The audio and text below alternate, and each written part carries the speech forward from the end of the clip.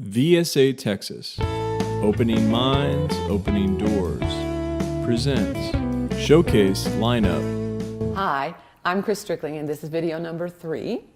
And I'm here to give you some tips about how to set up your showcase lineup. So after session 4, and between session 5, as a facilitator, you're going to need to make sure that you have a readable copy of every story that every performer will use. Whatever readable means to you. If the story needs to be developed a little bit, make an appointment with the person during that week between session 4 and session 5. And it can be in person or by phone or whatever you want it to be to get the story ready for practice during session 5. Then you're going to be charged with generating a showcase lineup, a draft. And that is where you arrange the stories in a certain order to try to make a coherent presentation with a theme. And if you need to make changes to the stories at this point, you need to make sure that you don't plan on making any big substantive changes after session 4, because session 5 is really the only opportunity for people to practice their pieces, and you don't want to ask them to practice something they haven't read before. So that's fine. And then just make sure to print the showcase lineup and give that to the people that are in the showcase. And you should be prepared for lots of questions. So the big question is now, how do you start making a showcase lineup? So we're going to talk about how to generate the draft of the showcase lineup in terms of 3 specific ideas. The first one is topic. Each piece has a certain topic, and when you read through all these pieces that you've collected in preparation for making the lineup, you are going to assign a general topic category to each piece. And this is critical to having a show that has some kind of thematic coherence. And the second one is you're going to think about, with those topics, making, in terms of the whole show, that they have sort of an arc that goes from you create a rising action like in any short story, and a high point, and then some easy way to let the show conclude. This is best done with a partner, because in this situation it's easy to get overwhelmed and you might need 2 heads. It might be better. And the third one is considering the time, because when you make a showcase, you have to keep each piece between 3 and 5 minutes, and that keeps the energy of the show going. So you need that. You need the awareness of the topic, the way to make an arc of topics to make the show flow, and then it has to be timed. When you've read all the pieces, it's time for you to assign each a topic. You ask yourself, what's this piece trying to say? I'll give you an example. Say that one of the writing prompts was writing about Star Wars. That could fit into several different topics. It could be a topic about what you remember from childhood. That could be what it's about. Or it could be a topic about superheroes or imaginary bodies. Several different ways to look at that. Are there other stories in the group that are about superheroes or imaginary bodies? Look for those kinds of things. Or is there some other group writing about childhood memories? That'll give you a boost into figuring out what a topic might be. If you can't tell what category or topic that a piece is, read it again with that question in mind. Just read the whole thing, and sometimes that makes it easier. Don't worry if you have a partner and you disagree with each other as to what category the piece belongs. Just put it in a topic category and go forward with the other ones, because once you read through them, you might be able to determine it better after you're more familiar. Once you've done reading all those pieces and assigning topic categories, then you're ready to think about making a show order for them. So the very last piece of that process is to write down a tentative lineup, and if you've got a partner, discuss it with that person about where to put each piece, but don't spend hours doing this. Once you read through the pieces and you know what in the order you've created, you may want to change the order anyhow, so just do it intuitively. So topic arc. The topic arc is about moving the individual pieces into narrative. Almost any set of writings, especially that are writings about real life stories, can be arranged to make an overall point or have a recognizable theme. So that's what arc is. Here's some hints to creating an arc that works. First, you start with a quick, easily accessible, intelligible piece that will get attention from the audience, something snappy.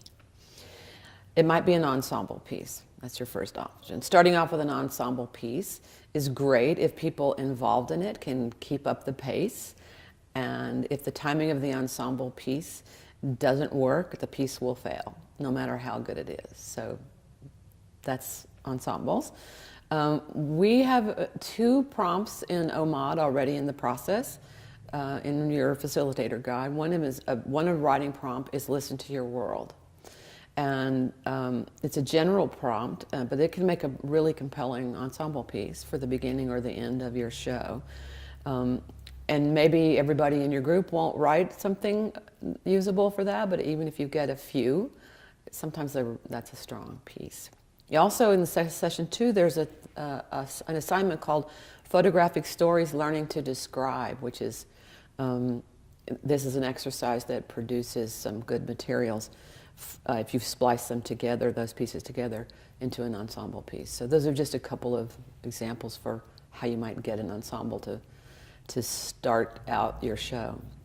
And remember that whatever you do that is the first piece in the show, it has to be upbeat. It has to be less than 5 minutes long, and you can follow it with a strong solo.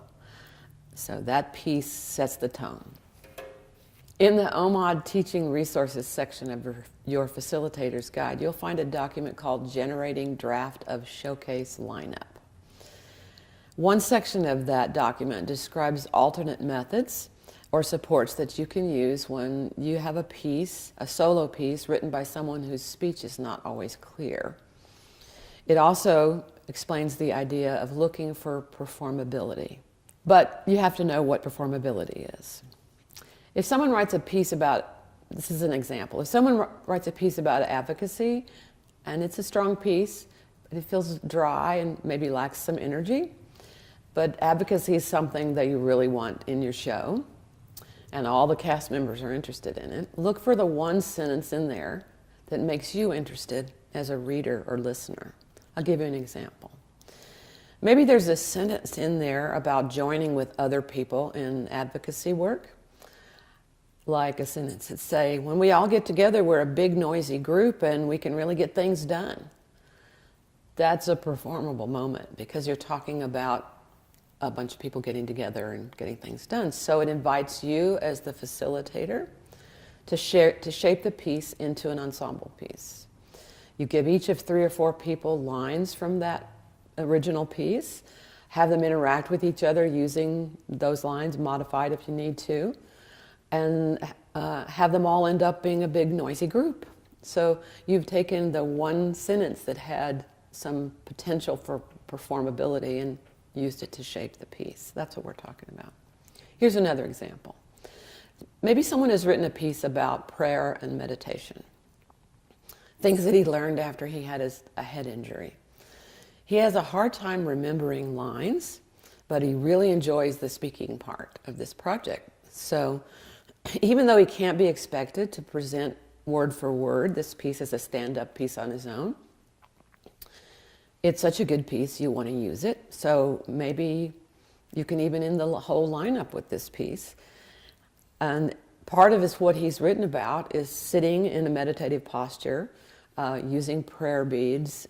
You know, there's lots of props in there. So you try having him tie specific lines with specific movements. And he can remember a sequence of physical movements, so you've helped him associate those with the lines that go with them, and then you've made his piece performable. You've seen the performability in it. This kind of work gets the audience full attention every time because the people are moving, and the movement complements the narrative. You found a performative aspect that will help him deal with memory issues. So it's a win-win. Put the pieces into an order that reflects these tips. Alternate pieces to achieve a balance between serious and funny, or predictable and surprising, confrontational, optimistic, that kind of thing. Put a strong presenter at the top of the show so that you can engage your audience right from the start, or use your ensemble piece. Don't let pieces run longer than 5 to 6 minutes. OMOD writers and all inexperienced writers and performers are much more successful if their pieces are edited into succinct, easy to deliver pieces that have clear messages. Plus, the switching of speakers every 5 to 6 minutes keeps your audience alert and interested. Use movement, placement on the stage, whatever stage you've got, and groupings, and any other available strategies for catching the eye of your audience. Use the bodies that you have. The same document I told you about before, the Generating Draft of Showcase Lineup, has some guidance on deciding how to put together an opening piece for your show, specific guidance, and also ways to plan for creating some kind of conclusion to your show. So make sure you check that. The last of these topics is about time.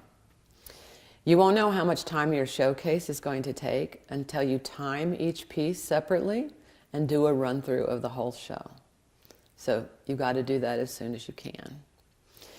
And if you decide that you don't have enough time to include everyone's piece, you have some things you can try, because you don't want to lose anybody's voice. You can cut one piece from the show, if that's possible. You can cut 1 or 2 of the pieces down, and or you could make 2 pieces into one. You can cut it by 1/3 or so, one of the pieces, and intertwine them, and you get both people's voices in, and sometimes it's more interesting that way. It just depends if their topics intertwine that way, but those are a few ways that you can manage time. This is the end of video 3. I hope these tips on setting up a showcase lineup will enable you to bring out each participant's best story and have a great time doing it. For more information on the Opening Minds, Opening Doors project, please visit our website at www.vsatx.org/OMOD, or call us toll-free at 1-866-489-8412.